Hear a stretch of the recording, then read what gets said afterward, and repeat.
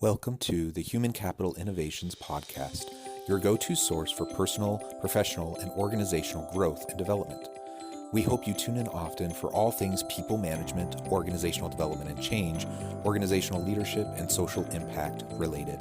Maximize your personal and organizational potential with Human Capital Innovations Podcast.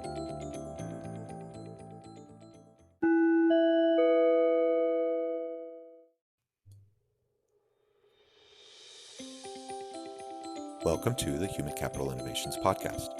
In this HCI podcast episode, I talk with Orin Davis about employee well-being, inclusion, and becoming an employer of choice.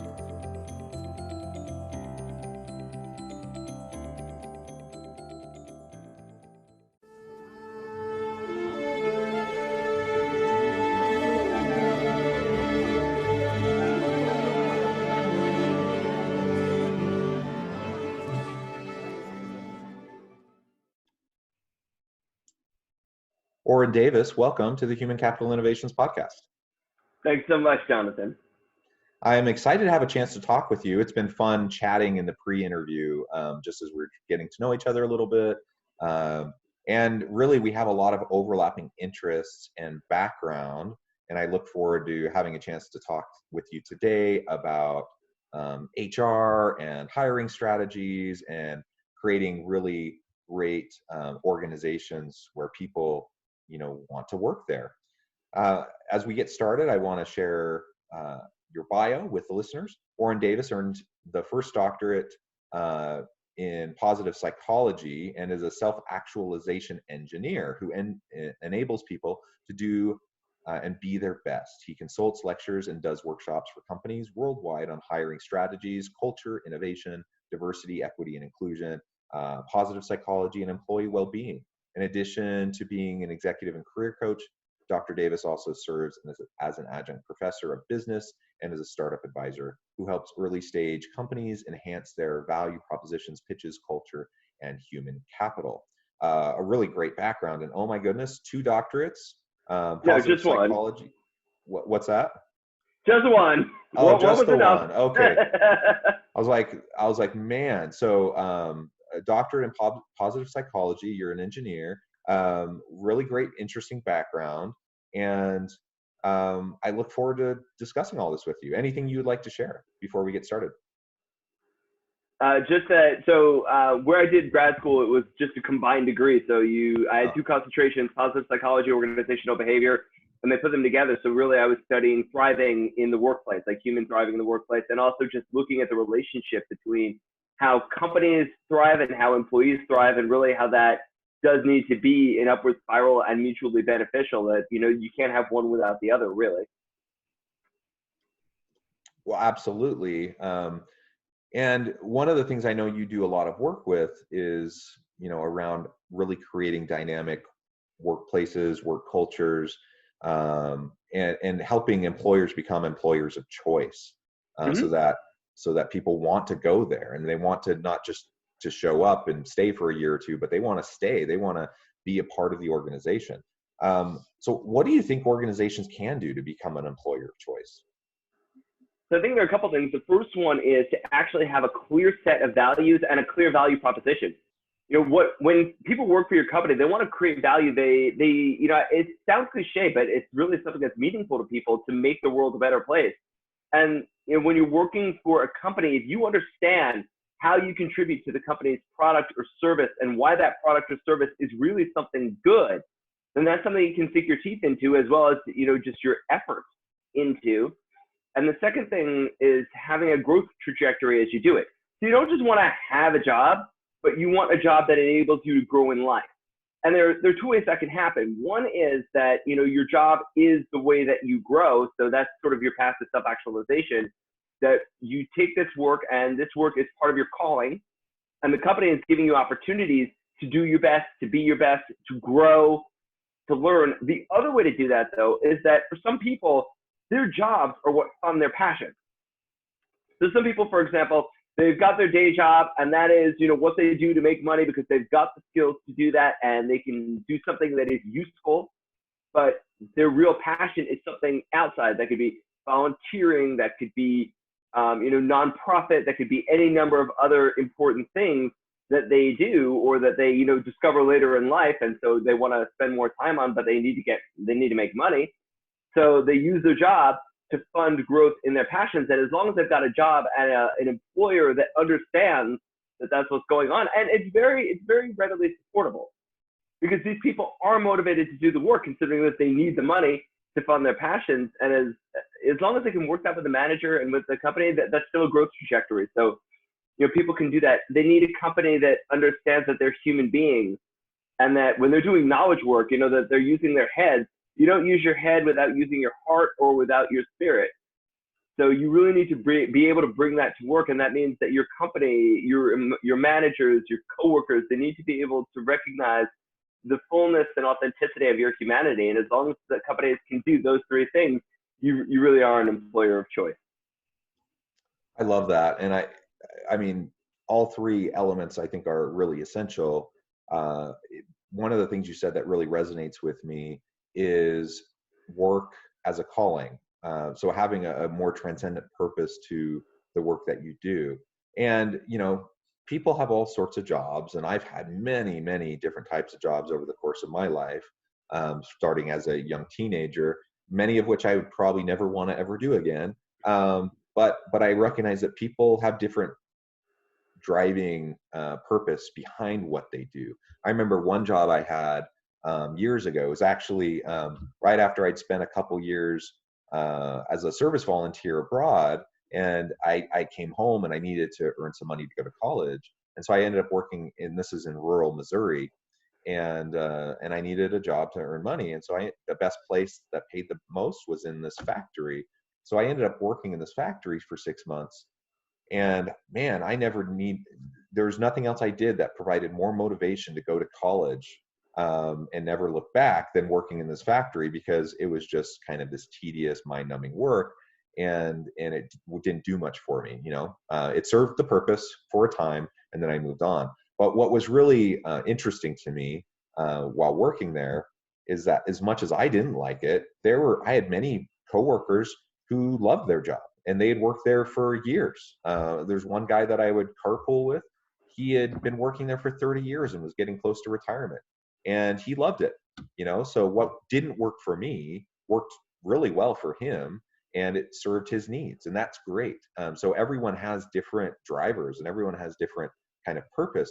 But ultimately, if we have the ability as employees to see a purpose in our work, and if we have an ability as organizational leaders to help our people understand the broader purpose behind their work, then you can cultivate this sense of calling in your work, and that meaning, that purpose really does matter. There's so much research that supports that. So yeah, absolutely. I love the idea of work as a calling, and that we have the ability to impact people outside of ourselves through the work that we do. And let's be honest, we spend the vast majority of our lives working outside the home. I mean, maybe not now because of COVID, everyone's hunkered down, but I mean, normally we're working outside the home, we're away from our families, we spend all this time. We want it to matter. We want that to have meaning in the broader society. So it is cliche, but it's true. Absolutely. And for people to have a purpose in life and a calling, whether it's at work or through work or funded by work, it's something that really does drive us, and it gets us out of bed every morning. Absolutely.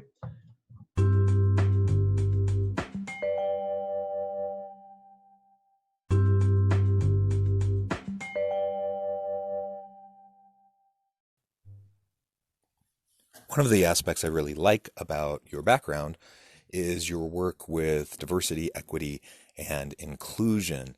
Those elements are so very important to organizations, and yet they still continue to struggle with how to create a safe work environment, how to help everyone feel like they can make a meaningful contribution. What do you do when you go into organizations as a consultant to work with them on diversity, equity, and inclusion issues, and how do you help them identify the problems and how to fix them? And people are too busy focusing on the numbers, and that's mistake number one. Don't focus on the numbers. It's like, yeah, as I've written elsewhere, that's like taking your temperature. You take your temperature, it comes out, and if you got a fever, all that means is that you got a fever. You're sick with something, but you don't know what it is. And you got to look inside. You got to go, see the doctor. You got to run a bunch of tests. You got to see what's really happening. It's the same thing when you're looking at your diversity numbers. If they're not good, that doesn't tell you anything. It just tells you something's wrong. In the vast array of things that could be wrong. So one of the first things to do is consider how you think about talent. Whom are you hiring? How are you hiring? Whom are you promoting? How are you treating people at work? What's the culture like? And I point out that actually one of the best metrics for this, who's eating? So when you bring food into the company, when there's any get together of any kind that involves food, is everybody eating? And I've found over and over again that is one of the best indicators that you've got good inclusion and that people are really able to bring themselves to work, because dietary restrictions are often a very, very personal thing. And so many different people have different dietary restrictions, and yet it really genuinely is possible to accommodate all of them at once. It takes a little effort, a little. And no, it's not always the fanciest thing out there, and not everybody is, going to eat the fanciest food. But you know what? It doesn't matter how fancy what you bring in is if half the people in the room can't eat it. Or if there's, if everybody in the room is eating it except one person, and everybody's got these nice full plates of delightful food, and there's one person sitting there with a glass of water, that should be screaming red klaxons at you. Flags, klaxons, whole thing, like there is something wrong here. And those little things that people think about, those are in a certain sense cosmetic things, but they're cosmetic things that require bringing in a much more thoughtful perspective on who works with you and who works for you and who they are and the selves that they're bringing to work. That's one. But along those lines also, it's stop looking only at, for example, skin color as an issue of diversity, or ethnicity or gender. There's a lot more to it than those things. And the people are shaped by those demographics, but that's not all they are. And so much of what we are is not going to be visible. Even if you see somebody of a particular gender or ethnicity, that's not all there is to them. There's a lot more to them than that. And how they live their lives that way, that's going to matter a lot as well. Absolutely. Oh, I love that. It's, people, I think, tend to have good intentions. Mm-hmm. The problem is good intentions don't always produce good outcomes. And because we have systems in place in many organizations that systematically work against certain populations of individuals, we have to check our biases. We have to check the implicit biases that we might have as individuals, but we also have to check the biases that might be institutionalized and built into the processes, the procedures, the policies, the systems that are in place in an organization. And so I like how you take an asset-based approach to dealing with, diversity, equity, and inclusion, and helping organizations think about what they're doing and how they can do it even better. And, because a deficit-based approach usually just gets people defensive. Mm-hmm. Yeah. But the reality is, we need to do better, and we can do better as long as we are intentional, as long as we give it the time and energy, so that we can make a positive impact and create a safe environment, create a place where people want to be. And that's really closely linked to being an employer of choice, as we talked about earlier. If you want to be an employer of choice, you need to be an inclusive organization, because you're really limiting your pool of candidates for a job if they have to fit like this really narrow mold of what they look like, what they talk like, how they talk, what they act like, how they think. And in today's world, we need diverse thinking. We need diverse organizations that are agile and adaptive and can respond to quickly, rapidly shifting consumer demand and competitive pressures. And man, that's just really hard when you have everyone who looks, acts, thinks the same. And you end up in this like echo chamber, this bubble, and you don't even know what you don't know. So creating diverse, equitable, inclusive environments, I think, is so important and really vital to being an employer of choice. So I love that work that you're doing. Truth that is. I definitely have to add one more thing to that, is that companies need to know why diversity is important. And I'm going to add this as well. It's not about social justice, because social justice is only part of the issue. The value that having a diverse set of employees brings to the company is something that the company needs to tie to the bottom line.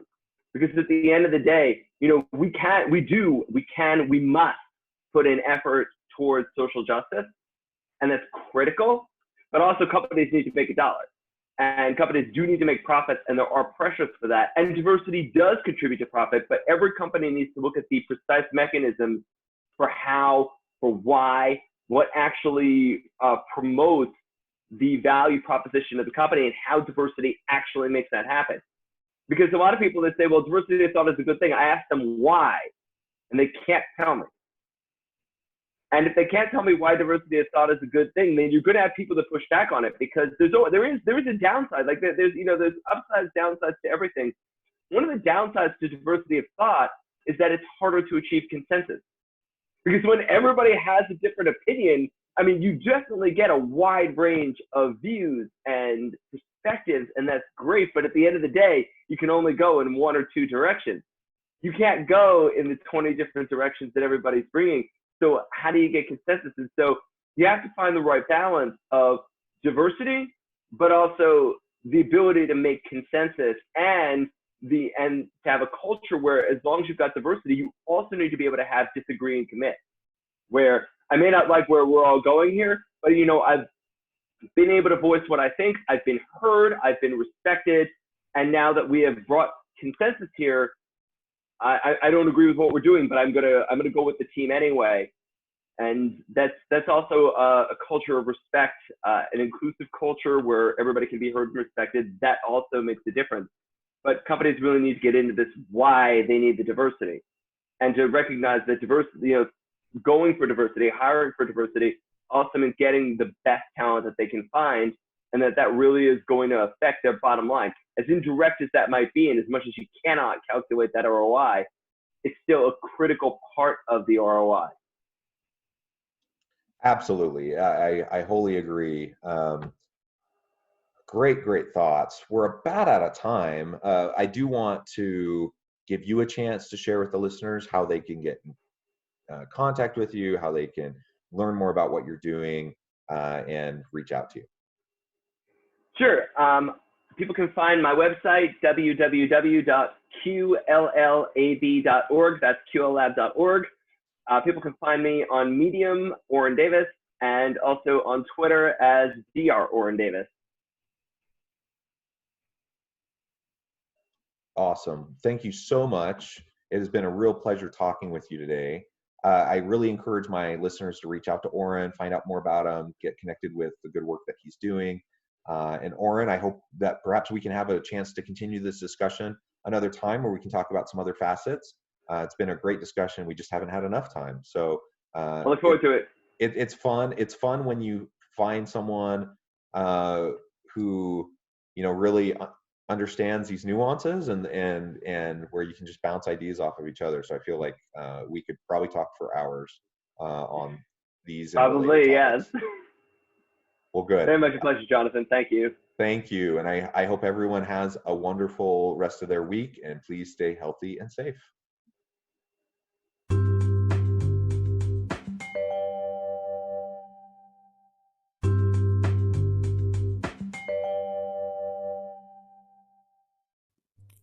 Thanks again for joining us for this episode of the Human Capital Innovations Podcast.